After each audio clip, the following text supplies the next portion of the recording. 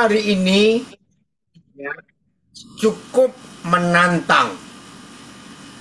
Ya, nanti kita akan tanya Pak Filipus kenapa pilih tema ini. Benci atau kebencian itu membunuh diri sendiri. Nantang bukan temanya? Saya ulangi, kebencian itu membunuh diri sendiri. Kita lihat ayatnya yang pertama, 1 Yohanes 3 ayat 15. 1 Yohanes 3 ayat 15. Ngeri loh saudara. Aduh, kalau kita melihat sampai hari ini betapa setan berhasil merusak ya, mengacaukan ya, membuat banyak orang jadi pembunuh sampai hari ini. Kita lihat 1 Yohanes 3 ayat yang ke-15. Steve, nanti papa telepon ya habis ini ya. Setiap orang yang membenci saudaranya. Lihat hukum surga ini. Saya ulangi, setiap orang yang membenci saudaranya adalah seorang pembunuh manusia.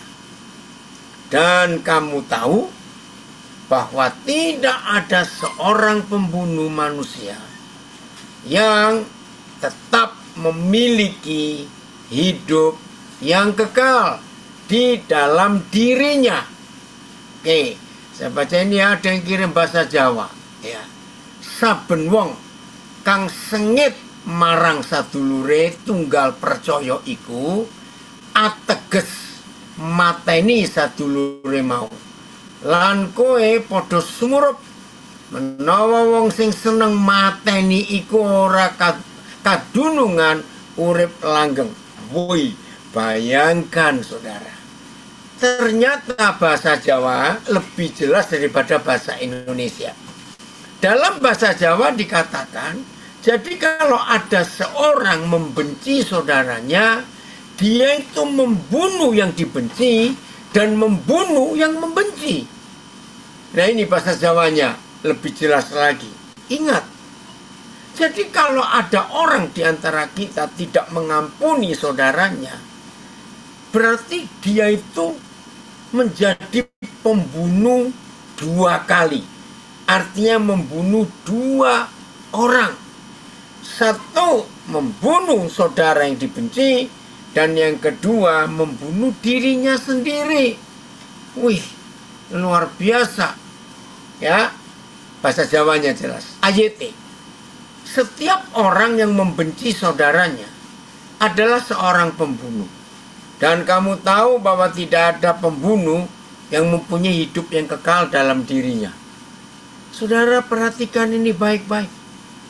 Tidak ada hukum lain di dunia selain hukum kasih yang memberitahu kita bahwa membenci saudaranya atau tidak mau mengampuni itu ternyata membunuh dua orang.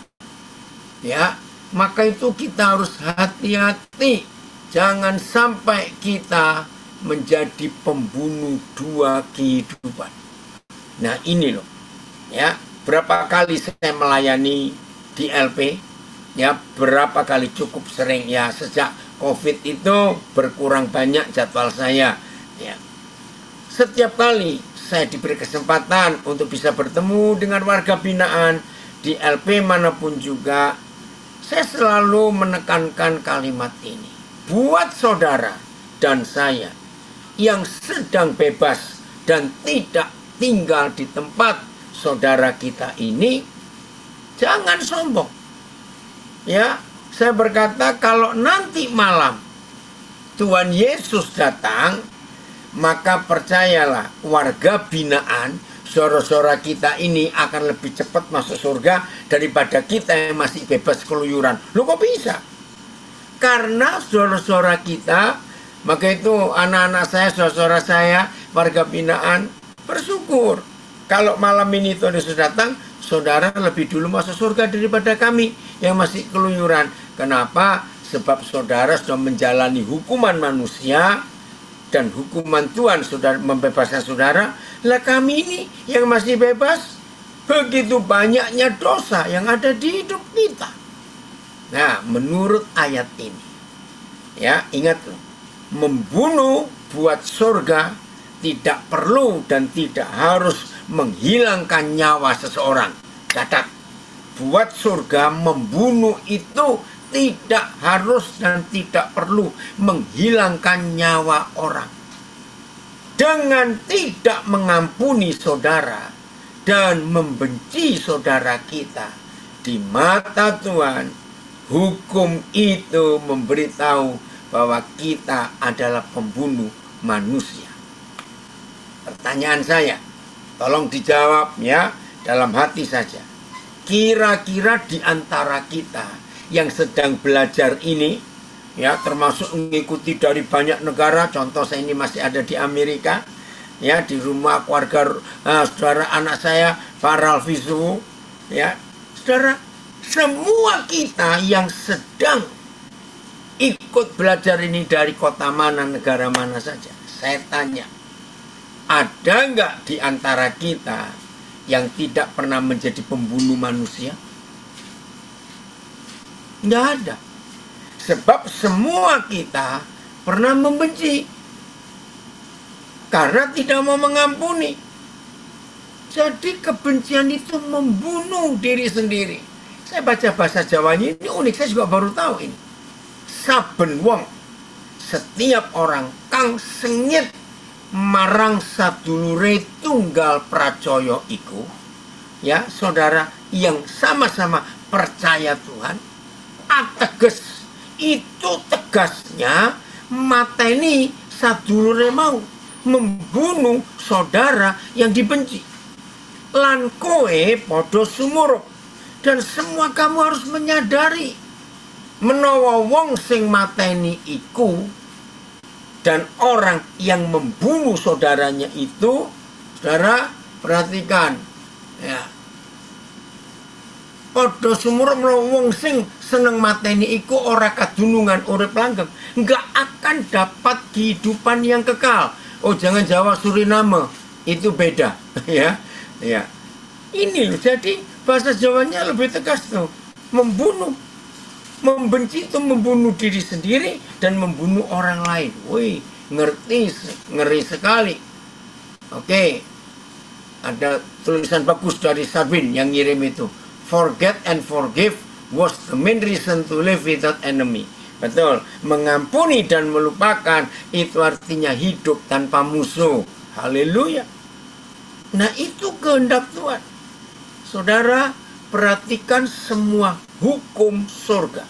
Ya, 1 Yohanes 3 ayat 15. Perhatikan semua hukum surga. Yang paling tinggi adalah mengampuni. Dari semua hukum yang Tuhan Yesus sampaikan kepada kita. Dan kita memiliki buku yang namanya Kitab Kebenaran, The Truth. Itulah firman Tuhan. Hukum tertingginya itu bukan khotbah, bukan menginjil, bukan memberi persembahan, bukan doa pagi, bukan doa malam. Tidak. Hukum tertinggi dari Tuhan Yesus adalah mengampuni. Kalau kita menggunakan kalimat yang lain, begini, hidup tanpa musuh. Itu yang Tuhan minta, bersih.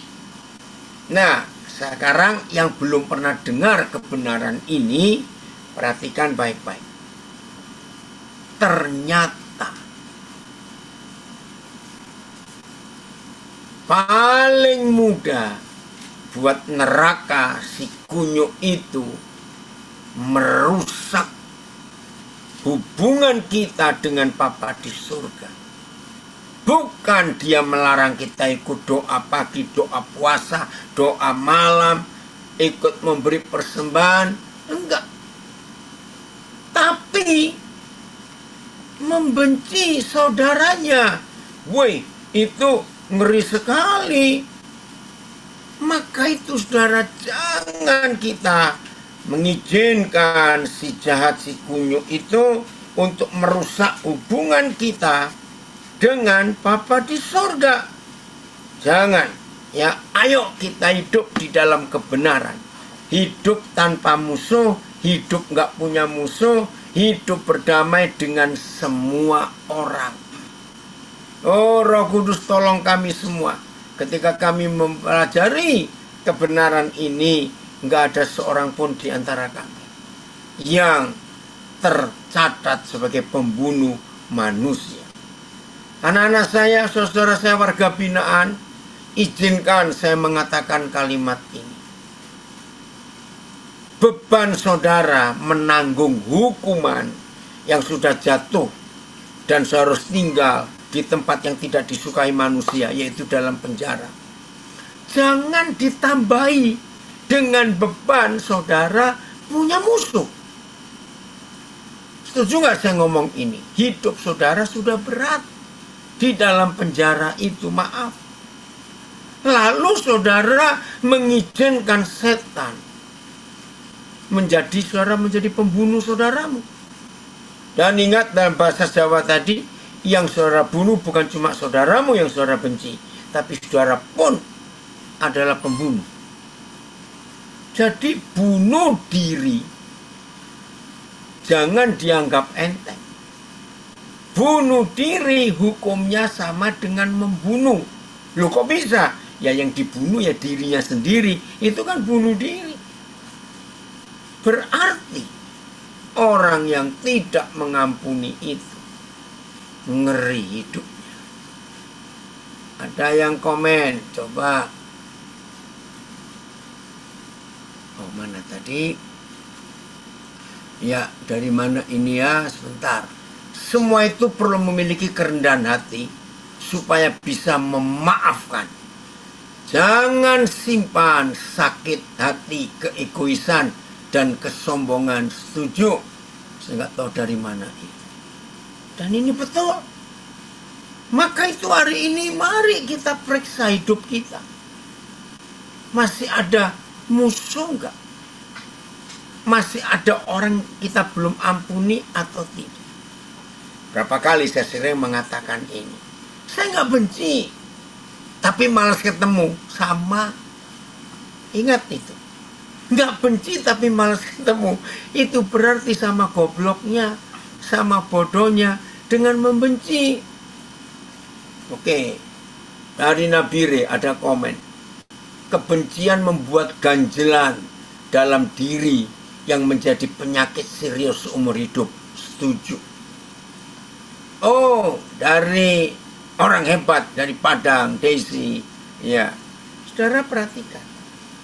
Tidak mengampuni itu menjadi ganjalan seumur hidup dan itu sumber penyakit. Mau tetap begitu? Ya terserah saudara kalau itu pilihan saudara. Tapi betapa bodohnya hidup seperti itu.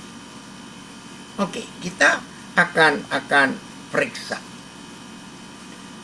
Kenapa ada orang bisa begitu gampang tersakiti? Ya, perhatikan kalimat ini. Mengapa ada begitu banyak orang gampang atau mudah tersakiti? Ngerti ya? Kenapa mudah tersakiti? Jawabannya karena memang dia mengizinkan dirinya disakiti. Padahal untuk tersakiti itu kita bisa menolak, ya, kita bisa menjaga diri kita. Masih ingat waktu COVID-19? Ya, banyak contoh, banyak kesaksian.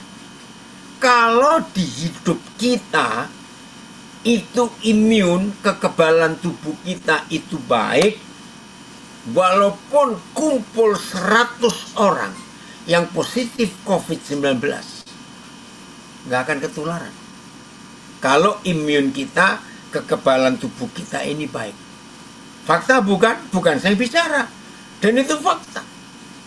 Nah, kalau begitu, ya, oh ada yang tanya. Bagaimana kalau kita sapa orang, baru orang itu buang muka sama kita? Ya beritahu dia, muka jangan dibuang-buang, cuma satu. Loh, betul tidak? Ingatkan dia, mukamu cuma satu, jangan dibuang-buang. Kalau enggak tepuk pundaknya, apa kabar? Ayo makan yuk, ada warung di dekat situ. Itu caranya kalau kita nyapa orang, negur orang, terus orangnya buang muka. Tapi ada cara yang lain. Oh, mungkin telinganya lagi kemasukan sesuatu, jadi nggak dengar. Ya sudah toh, kan kita pun pernah disapa orang nggak dengar, lalu kita nggak lihat. Betul nggak? Pokoknya begini, jangan cari alasan untuk kita tidak mengampuni. Rugi besar. Catat itu. Nah, ini ada hamba Tuhan gembala dari Palembang, tapi juga seorang psikolog. Waktu COVID di panti, ya, orang dengan gangguan jiwa 175 orang. Bayangkan di panti ini ya, 175 orang, satu pun tidak ada yang kena. Keren ya. Kenapa orang yang mengalami gangguan jiwa selama COVID hampir jarang kena? Karena orang itu gembira terus. Bukankah imun kita, kekebalan tubuh kita itu akan meningkat kalau kita nggak stres, ya kita sukacita. Karena betul kata firman, hati yang gembira adalah obat yang manjur. Oh, Bandar Lampung kenapa? Oh, karena ada ibadah. Oke, coba dicek ini. Ya, kenapa bisa benturan? Ya, tolong dicek yang Bandar Lampung. Karena mereka selalu bersukacita, bergembira. Itu orang dengan gangguan jiwa, ya istilahnya orang gila lah. Jadi nggak kena, karena imunnya kuat. Betul ya? Jadi kalau ada orang buang muka, udahlah, ampuni saja. Nggak rugi kok kita. Ya toh, seharusnya, maaf ini kalau saya teruskan, yang rugi yang buang muka itu. Lah ngapain mukanya dibuang-buang? Kan kita nggak ada ruginya. Betul? Nah, kalau saudara ada orang buang muka dan saudara tersinggung, ya saudara salah. Harusnya dia yang tersinggung. Muka cuma satu dibuang-buang. Maaf ya, itu cara kita berpikir. Pokoknya mengampuni. Itu hukum yang tertinggi dari Tuhan Yesus. Ampuni. Ampuni. Oke, kembali. Jadi kalau ada orang sulit mengampuni, maaf saya berkata, itu orang paling goblok sedunia. Mantap nggak saya ngomong? Orang paling goblok sedunia. Ngapain mewarisi sakit hati orang itu? Nggak usah. Nah, penyebab tidak ngampuni, ya. Oh, puji Tuhan, Pak Muhammad KC hadir ya dari Ciamis. Nah, ini contoh yang luar biasa. Saudara, bukan cuma Indonesia loh yang gempar, tapi dunia gempar. Pak saudara kita Pak Muhammad KC jadi terkenal karena nama Tuhan Yesus. Berapa kali dia hampir mati karena disiksa dengan begitu kejam. Oke, Pak Muhammad KC tidak sendirian. Ada banyak yang support. Tuhan pasti menolong. Tunggu waktu Tuhan. Akan ada keadilan yang Tuhan nyatakan. Oke. Ya, dari Nabi Ri ada tambahan ayat ini. Saya baca. Matius 6, 14-15. Karena jikalau kamu mengampuni kesalahan orang, Bapamu yang di surga akan mengampuni kamu juga. Tetapi jikalau kamu tidak mengampuni orang, Bapamu yang juga tidak mengampuni kamu. Dan ini hukum yang sangat indah, yang tidak dimiliki oleh kelompok manapun di dunia. Apa itu artinya? Saudara perhatikan, hubungan kita dengan Tuhan itu ternyata sangat ditentukan oleh hubungan kita dengan saudara kita yang lain. Tadi itu Matius 6 ayat 14-15. Jadi kalau yang lain bisa terima pengampunan dari Tuhan mereka, ya perhatikan, kalau yang lain itu bisa mendapat pengampunan dari Tuhan mereka karena mereka berjerih payah menyiksa diri, memberi sesuatu, ya itu pun masih ditimbang oleh Tuhan mereka. Tapi kalau saudara dan saya, anak-anak Bapa di surga, Mengampuni dan diampuni itu satu paket. Artinya kita tidak bisa dapat pengampunan dari Tuhan kalau kita tidak mengampuni orang lain lebih dulu. Dan ini nggak ada di hukum kelompok manapun juga. Hukum ini ada di dalam Tuhan Yesus saja. Jadi kalau kita nggak berdamai dengan siapa saja, itu artinya Tuhan pun nggak bisa berdamai dengan kita. Nah, apa artinya kalau Tuhan nggak bisa berdamai dengan kita? Artinya kita menjadikan diri kita musuh Tuhan. Saya ulangi, saudara dan saya menjadikan diri kita itu musuh Tuhan. Berani nggak jadi musuhnya Tuhan?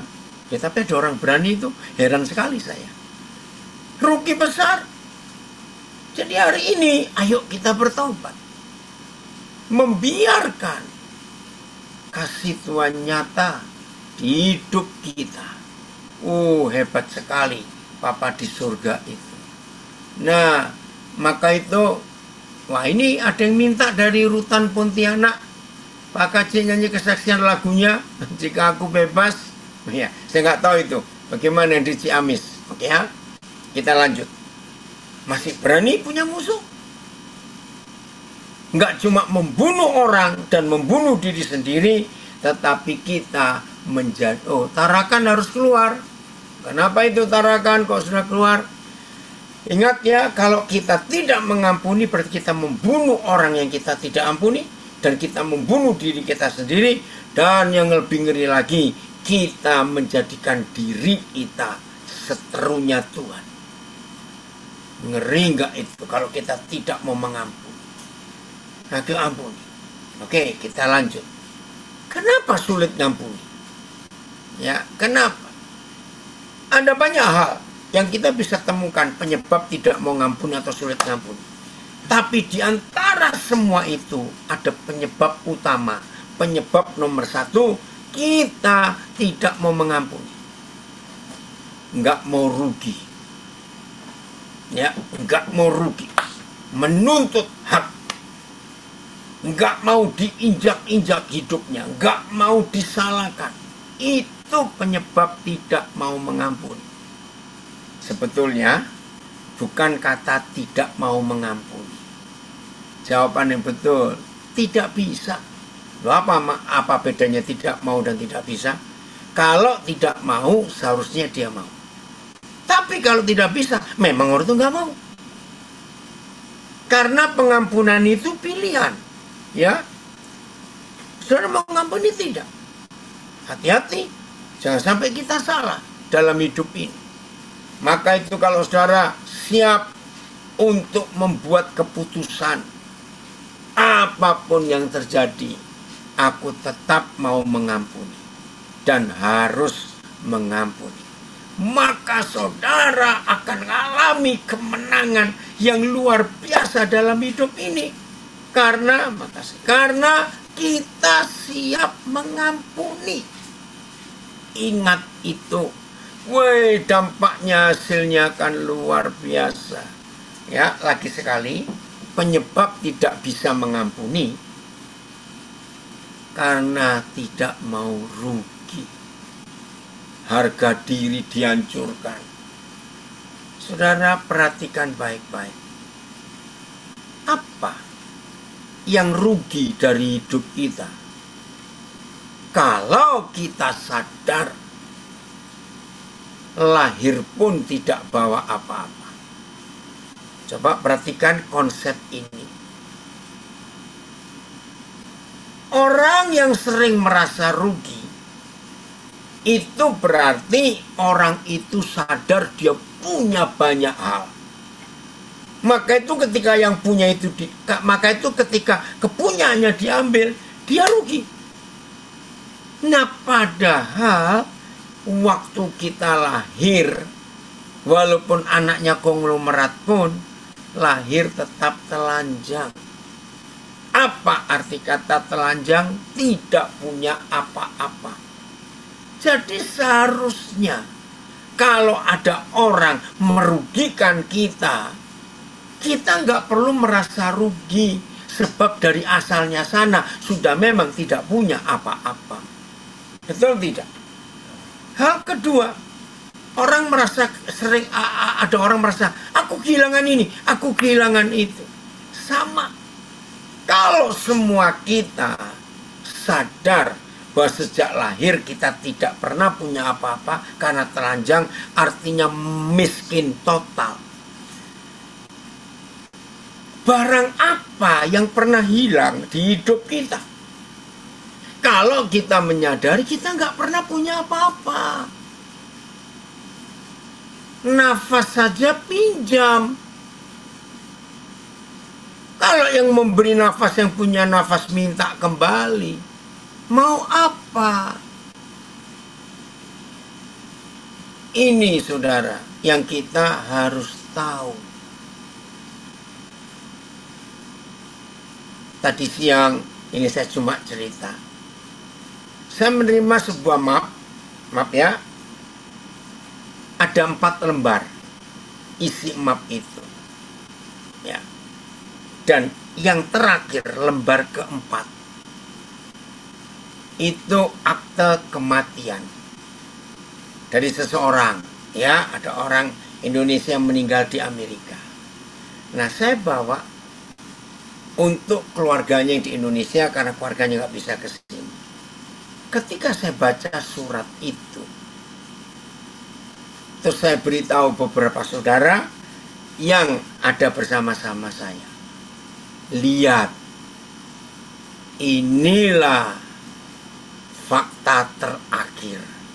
Siapapun kita, mau jenderal, mau presiden, mau raja, mau pejabat tinggi, mau orang kaya, mau orang miskin, maka akhirnya yang namanya manusia ini hanya ada dalam selembar kertas yang namanya akte kematian. Bayangkan, mau sombong apa? Waktu saya tunjukkan surat itu kepada beberapa saudara yang sama-sama saya tadi siang, apa yang kita mau sombongkan? Kalau akhirnya status kita hanya ada di sebuah lembar kertas yang namanya akte kematian. Bahasa Inggrisnya death certificate. Nggak ada artinya hidup ini. Setuju? Untuk itu, kalau setiap kita menyadari sejak kita jadi manusia lahir ke bumi itu miskin total, nggak ada satupun lembar pakaian yang kita, amin ya lapas Selawi, yang kita bawa, nggak ada. Kenapa harus merasa rugi? Kenapa harus merasa kehilangan sesuatu? Memang nggak pernah punya apa-apa. Keren nggak kalau hidup seperti ini? Ada tulisan bagus, born without nothing, and death also not bring anything. Praise the Lord Jesus. Lahir tidak bawa apa-apa, mati pun tidak bawa apa-apa. Terpujilah Tuhan. Saudara, inilah konsep yang kita harus tahu dalam hidup. Nah, jadi saudara setuju ya? Maka itu kalau ada di antara saudara yang masih sulit untuk berdamai dengan setiap orang dan masih sulit untuk mengampuni, ingat, penyebab utama manusia itu sulit mengampuni, tidak mau mengampuni, tidak bisa mengampuni, karena lupa kalau asal usulnya ini miskin total, nggak pernah punya apa-apa. Nama juga pinjam. Ayo, siapa setuju kalimat ini? Ada nggak seorang bayi lahir langsung milih nama sendiri? Jawab dong. Nggak ada. Setiap kita punya nama itu karena diberi orang. Betul? Kalau sudah gede mau ganti nama lah, itu lain cerita. Jadi nama saja pinjam dari orang. Apanya yang kita mau sombongkan? Saya ingat seorang hamba Tuhan sudah meninggal. Pasti ada yang tahu Pak Pendeta Yakub Nahuai. Satu kali saya pernah pelayanan bareng dengan dia.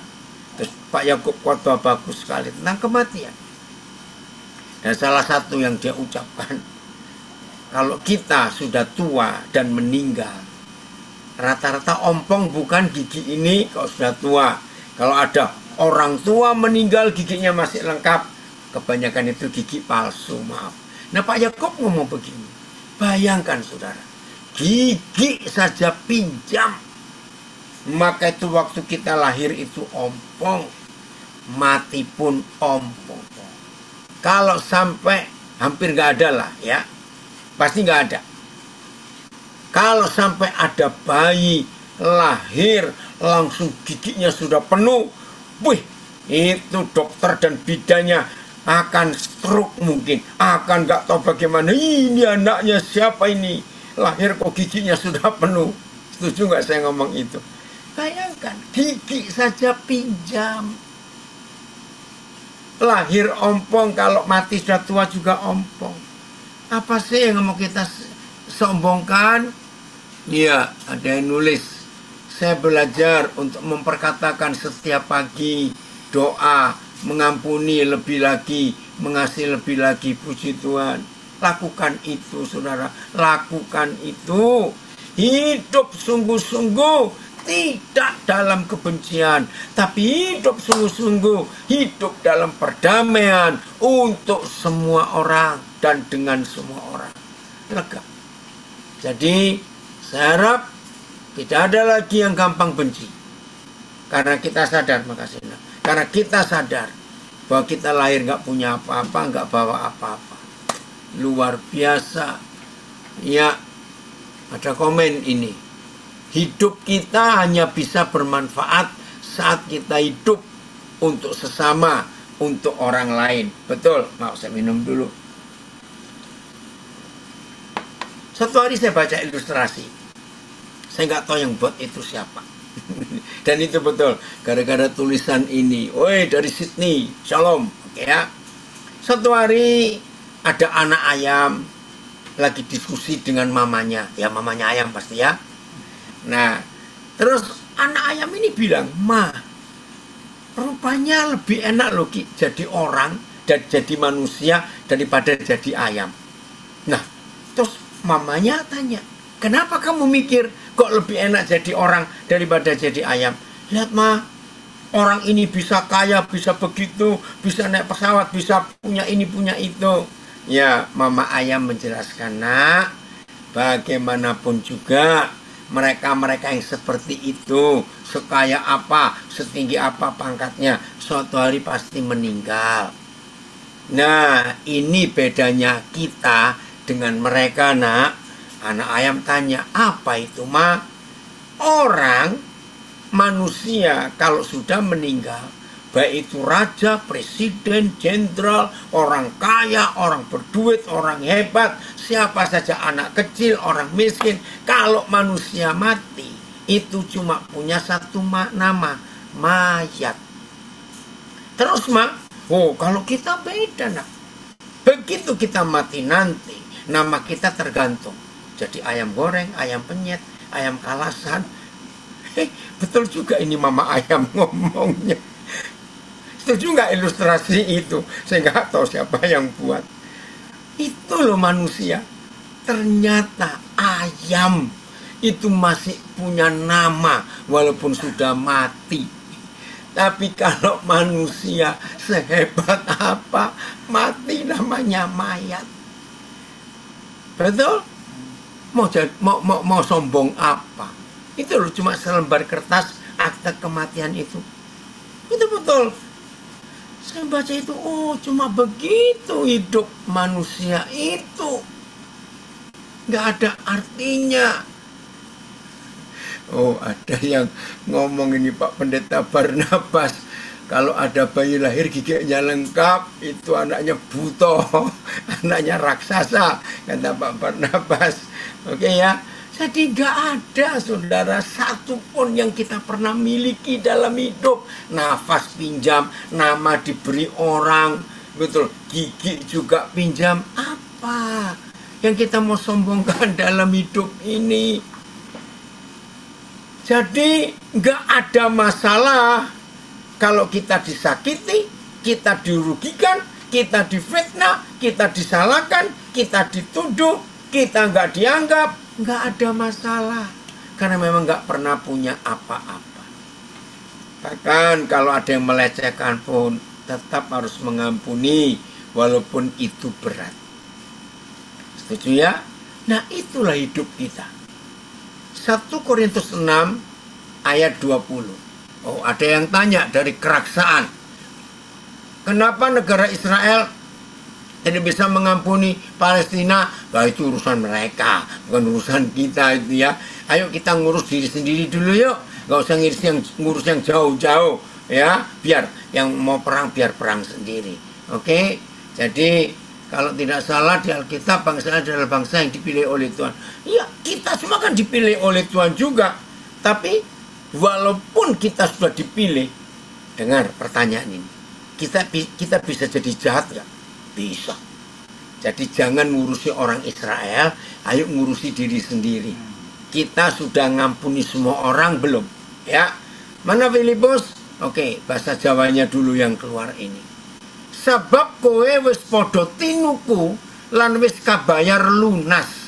Mulane padha nglurna mana? Nglurna Gusti srana badanmu. Ya. Bahasa Indonesianya, oke. Sebab kamu telah dibeli dan harganya telah lunas dibayar. Karena itu muliakanlah Tuhan dengan tubuhmu. Saudara, ini hukum yang luar biasa. 1 Korintus 6 ayat 20.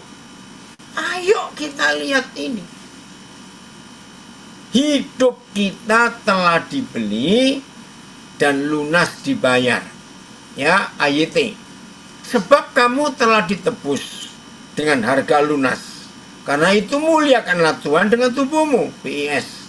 Tuhan sudah membeli kalian dan sudah membayarnya dengan lunas. Sebab itu, pakailah tubuhmu sedemikian rupa sehingga Tuhan dimuliakan.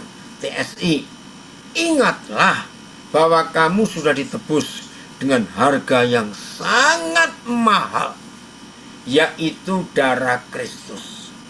Oleh sebab itu, muliakanlah Tuhan dengan tubuh dan rohmu, karena tubuh dan rohmu adalah milik Tuhan.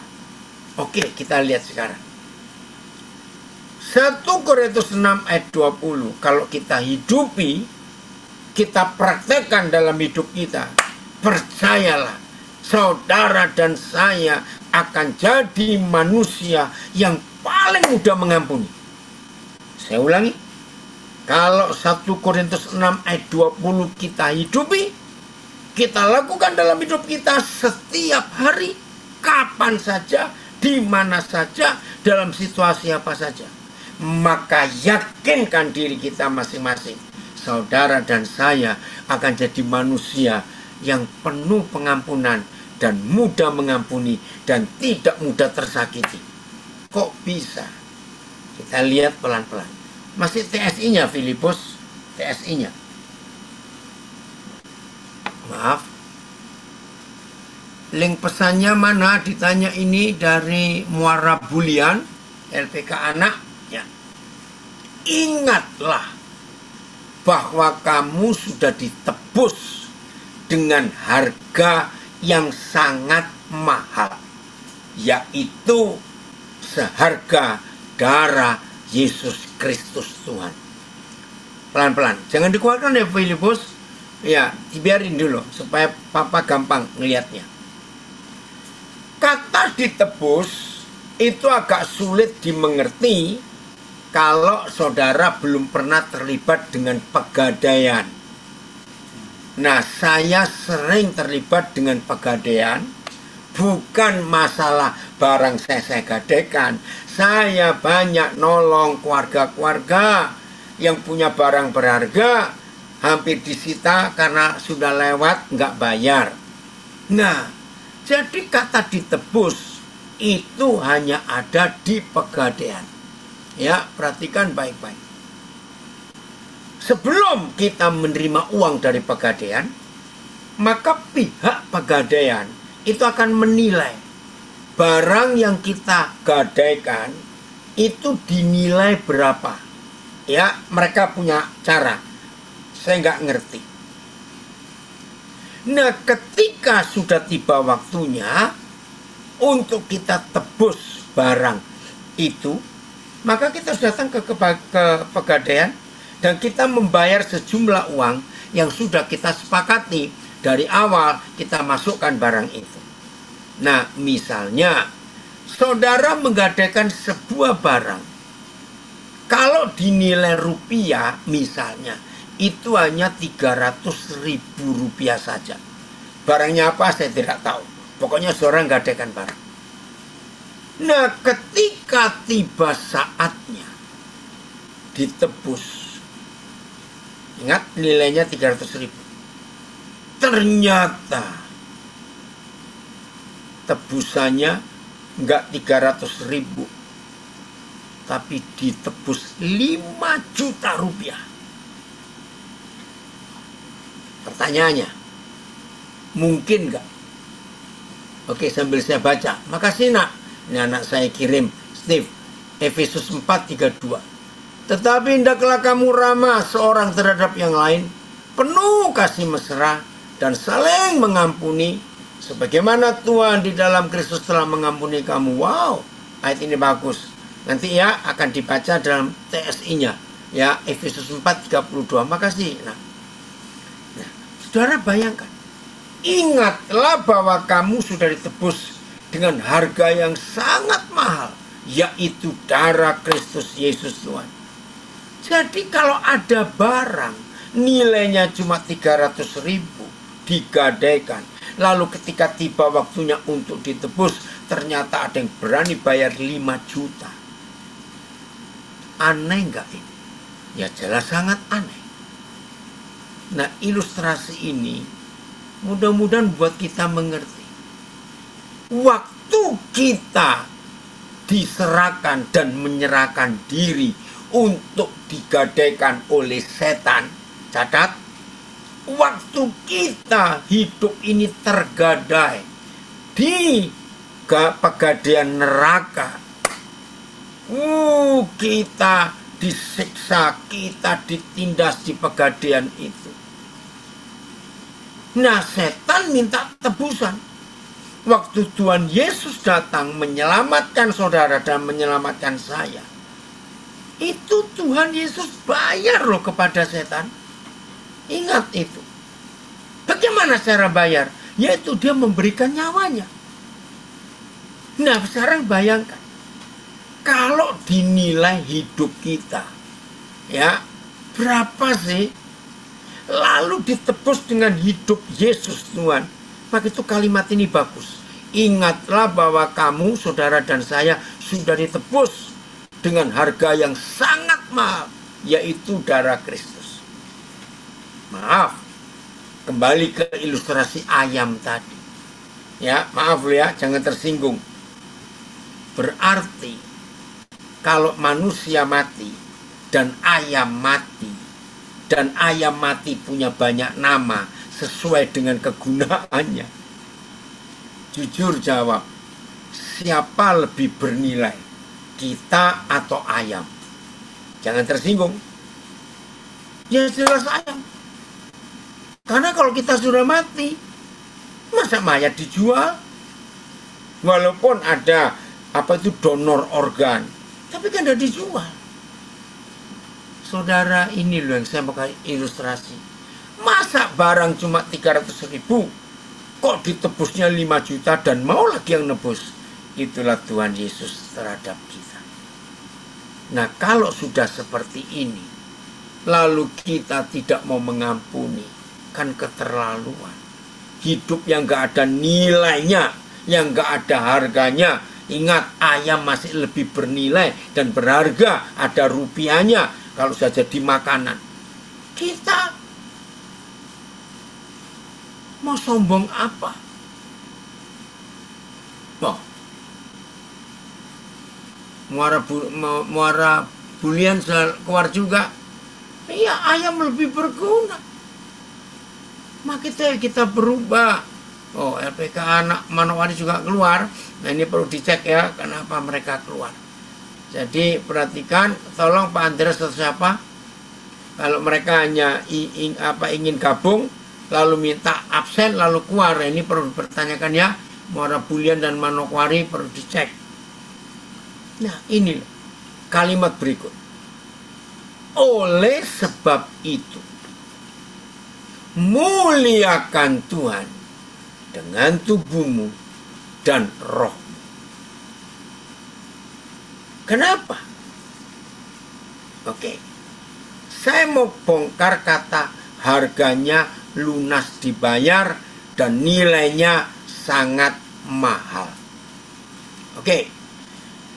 Masing-masing kita pasti pernah beli sesuatu barang. Ya, soal harganya itu tergantung dari masing-masing kita. Ya. Pokoknya semua kita pasti pernah beli barang yang nilainya segini, misalnya begitu. Oke. Dan pasti kita sayang-sayang barang yang kita sudah beli. Apalagi kalau beli barangnya itu hasil keringat sendiri. Aduh, akan dijaga baik-baik. Betul ya? Nah, sekarang dengarkan ini. Setelah barang itu saudara beli, barang itu milik siapa? Ini pertanyaannya aneh. Tapi untuk menyadarkan kita, ayo, barang itu milik siapa setelah kita beli? Ya milik kita dong. Kan bukan milik tokonya di mana kita beli barang itu. Betul? Nah, jadi barang yang kita sudah beli harus nurut kita atau nurut tokonya? Ini pertanyaannya aneh lagi. Untuk menyadarkan kita supaya kita gampang mengampuni. Ya jelas nurut kita dong. Karena sudah dibayar lunas kok harganya kita beli. Kecuali dengan kredit. Nah itu loh. Maka itu dalam terjemahan baru tadi ada kata lunas dibayar. Artinya cash.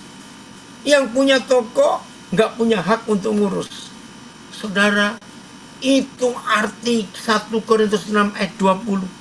Walaupun tadinya kita milik setan karena dosa yang kita lakukan. Tapi ketika Tuhan Yesus membayar lunas dan sangat mahal, jauh lebih tinggi yang dibayar Tuhan Yesus dari nilai sesungguhnya hidup manusia bobrok seperti kita ini. Nilai yang Yesus bayar jauh lebih tinggi. Itu nggak masuk akal. Karena dia mengasihi kita. Maka setan tidak punya hak lagi atas hidup kita. Walaupun kita tadi dijual di toko mereka. Ya, waktu kita belum percaya Tuhan Yesus, kita dijual di toko mereka. Tapi karena Tuhan Yesus sudah bayar lunas dan dengan harga yang sangat mahal, nilainya lebih tinggi dari nilai yang sesungguhnya. Betapa celakanya kalau kita tidak memuliakan yang membeli kita. Tahu kata memuliakan? Menjaga nama baiknya, menghormati dia, menyukai apa yang dia sukai, menyayangi dia, dan selalu menyenangkan hatinya. Harusnya begitu dalam hidup kita setelah kita dibeli dengan harga yang lunas dibayar. Amin, bukan? Maka itu saya katakan tadi. Kalau saudara dan saya bisa mempraktekkan dan menghidupi 1 Korintus 6 ayat 20. Yakin tidak ada seorang pun di antara kita bisa tersakiti dan disakiti oleh siapapun juga. Kalau saudara dan saya tidak bisa disakiti dan tidak bisa tersakiti karena kita sadar hidup ini milik Tuhan Yesus yang sudah membeli aku dengan harga yang lunas dan sangat mahal, lebih tinggi nilainya dari nilai yang sesungguhnya. Maka kita harus memuliakan dia, menyayangi dia, menjaga nama baiknya, dan pasti kita nggak akan menyakiti dia dengan membenci saudara kita, nggak akan. Ayo saudara, kita mengamini firman ini. Sudah lunas dibayar, harganya sangat mahal, lebih dari nilai sesungguhnya. Ayo muliakan Tuhan dengan hidup kita, dengan tubuh kita, selama kita masih hidup. Hebat ya firman Tuhan ini. Maka itu penting sekali saudara melakukan apa saja seperti yang tertulis di dalam firman Tuhan ini. Karena itulah hukum yang sangat luar biasa. Oke, karena Tuhan punya rencana. Ya, oke, ada yang tanya, saya nggak benci, tapi orangnya yang benci saya. Ya sudah, biarin saja, nggak apa-apa. Kalau saudara nggak benci dan orang itu nggak suka, sering-sering kirim makanan. Ya, kan ada GoFood, Gojek, itu kirim aja makanan. Berkati orang itu. Ya, ada yang tanya lagi, anak saya ini, bagaimana menghadapi orang yang selalu memberikan fitnah terhadap kita? Semakin kita diem, semakin mengelunjak. Nggak apa-apa. Saudara, fitnah, tuduhan, itu hanya waktu yang bisa membuktikan. Nah, dengar Papa jawab. Tuduhan fitnahan itu nggak usah dibereskan, nggak usah dibela, nggak usah dijelaskan. Capek kita. Karena kita pun nggak tahu kok orang itu mau fitnah kita ke siapa-siapa, kita kan nggak tahu.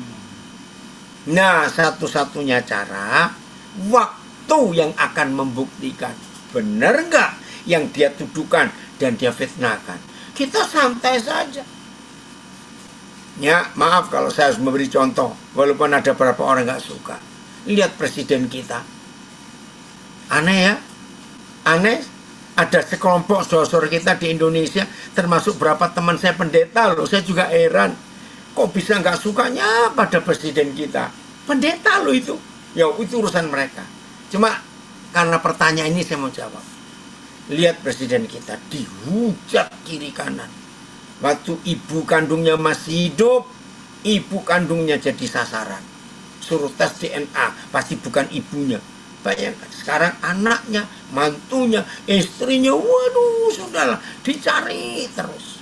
Dan yang lebih lucu lagi, kurang berapa minggu loh saudara, dia akan turun sendiri. Ngapain mereka sampai demo-demo segitu banyak, uang berapa miliar itu gaji, karena setiap orang yang ikut demo dibayar 85.000 kalau tidak salah. Bayangkan kurang berapa minggu turun aja, kok mau diturunkan? Ngapain capek-capek? Mau dia turun sendiri nanti. Nah, ayo belajar ya anak dari orang satu ini. Difitnah, dijahati, dia diam. Waktu akan membuktikan nanti. Sampai pada beberapa teman saya pendeta, saya bilang begini. Pemilu sudah lewat jauh, 14 Februari. Ini sekarang sudah masuk September. Loh kok kalian masih nggak suka? Sepertinya mau buat pemilu ulang. Betul? Nah, di satu kelompok saya berkata, kalau suara rakyat itu suara Tuhan, ya sudah. Yang terpilih itu berarti dari Tuhan. Benar atau tidak benar bukan urusan kita. Karena itu hukum internasional. Suara rakyat, suara Tuhan. Mesti ingat ya? No, nggak suka juga. Terus saya bilang begini, ya sudah, kalau sudah tetap nggak suka dengan yang terpilih, saya bilang, ya kamu keluar Indonesia 5 tahun, terus balik lagi. Saya dikeluarkan dari grupnya, ya sudah, saya bilang begitu. Jadi belajar dari orang satu ini. Difitnah, diapakan. Nah, kan kamu belum separah orang ini toh, kamu difitnah, diam. nanti waktunya akan membuktikan. Setuju saudara? Jadi ayo kita melakukan. Jadi maaf pada yang nggak suka presiden kita. Sekarang saya sudah minta maaf tadi ngomong duluan ya.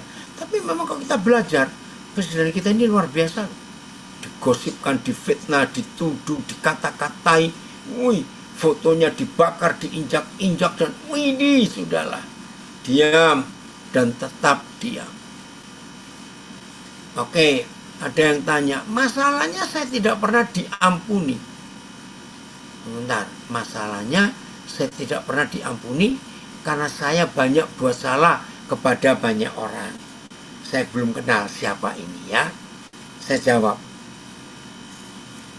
Yesaya pasal 1 ada firman berkata, dosa kita sekotor apa, sehitam apa, sejahat apa, kalau kita bertobat pasti diampuni.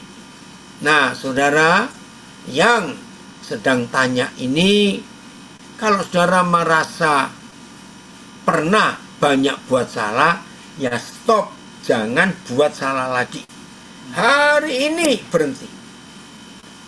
Kalau ada orang-orang yang belum bisa mengampuni saudara, terimalah. Karena itu hukum tabur tuai. Ya, jadi tahan, sabar. Kuat. Disalahkan, ya memang aku salah. Ya.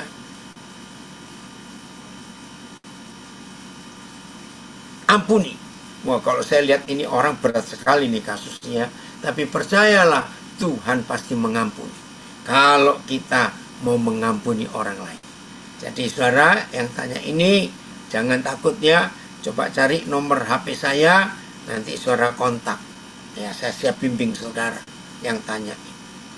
Jadi nggak ada alasan kita tidak bisa mengampuni.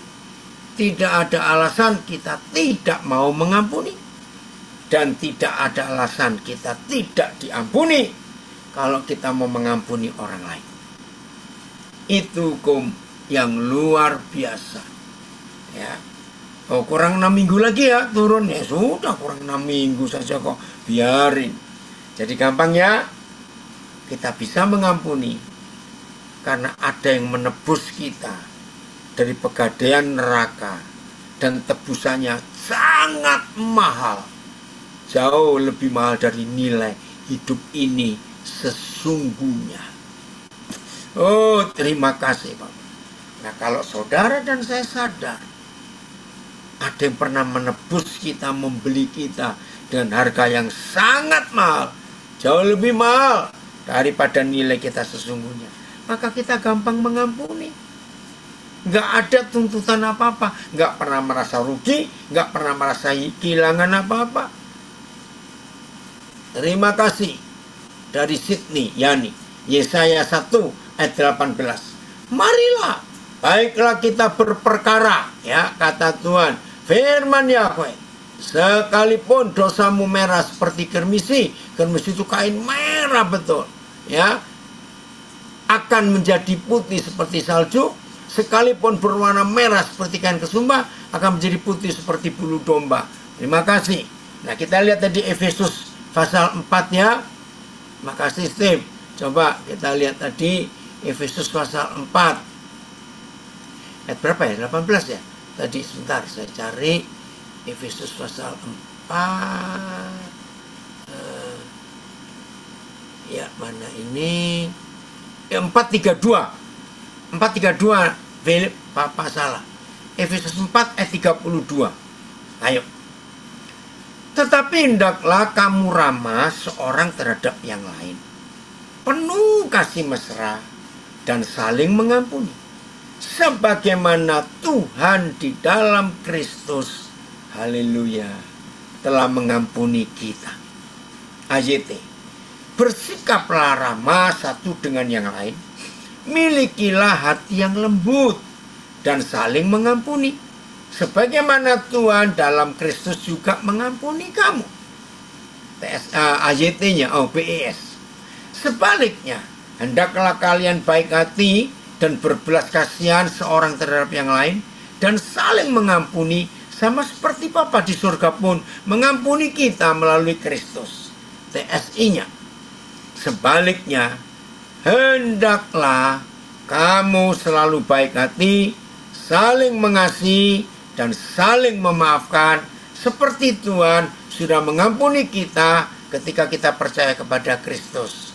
Nah, saudara yang tanya tadi, ini loh, bacakan ayatnya. Masalahnya jadi Tuhan pasti mengampuni kita. Nggak mungkin kita nggak diampuni, ya, tidak mungkin. Jadi saudara yang berkata, saya nggak pernah diampuni, enggak. Tuhan selalu mengampuni kita. Tapi ingat, kalau saudara pun mengampuni orang lain, itu konsep surgawi yang luar biasa. Hebat sekali. Jadi mulai hari ini tidak ada alasan kita tidak bisa mengampuni, tidak ada alasan kita tidak mau mengampuni. Ingat, ya, wow, ada komen ini. Wow, luar biasa ilustrasinya. Ternyata kita ditebus Yesus itu dengan harga yang sangat mahal dari harga asli diri kita. Betul. Itu Tuhan kita yang luar biasa. Maka itu kalau kita sadar akan hal ini, dari Jogja, amin. Kita terus harus belajar dan belajar dan belajar lagi kepada Tuhan Yesus. Haleluya. Betul. Jadi harus begitu ya. Benar banget. Saya belajar kalau difitnah, saya diam saja. Toh, saya memang tidak melakukan. Puji Tuhan. Jadi nggak usah buat apa-apa untuk menjelaskan, untuk nggak usah. Mengampuni memang berat, tapi harus kita lakukan. Karena Tuhan Yesus sudah kasih kita contoh. Amin. Jelas ya? Jadi jangan kita menjadi pembunuh dua kali. Membunuh yang kita benci dan membunuh diri kita sendiri. Karena kita tidak mengampuni. Ayo mulai hari ini semua kita hidup di dalam kebenaran ini. Ya. Terima kasih Filipus memberi tema ini. Coba Filipus terangkan, bagikan kenapa milih tema ini. Filipus.